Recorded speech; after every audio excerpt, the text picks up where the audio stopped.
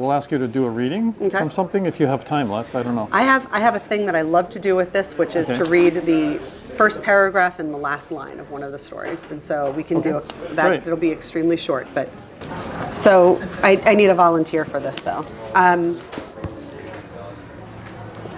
All right. John, give me a number between 1 and 15.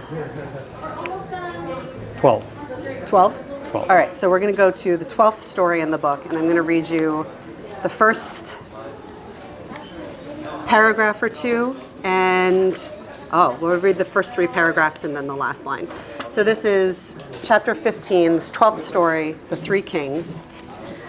Once upon a time, there were 3 kings. They were the king of finding things, the king of opening things, and the king of tying things. And they all lived together in a castle, watching over a kingdom made up of 1,000 small islands in a huge green sea.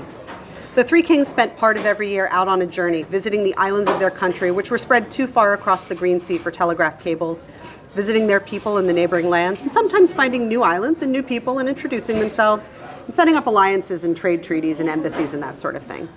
At first, they had thought it would be a bad idea to all go out voyaging at the same time, but they discovered they had to, because if the king of finding things didn't go, they couldn't find any of the places they wanted to get to. And if the king of tying things didn't go, they couldn't tie up their boat when they reached a destination. And the king of opening things refused to be the one to stay home all the time because he said it wasn't fair. So they left a trusted person named Carol in charge when they left, and it worked out all right. And then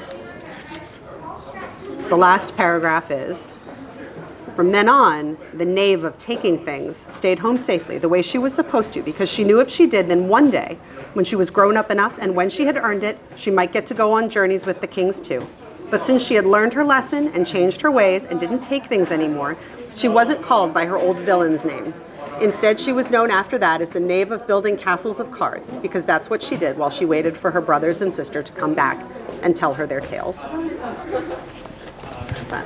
right, thank you, Kate Milford. Absolutely. We really appreciate it. Thank you. Delighted to be here. Thank you for having me. Okay.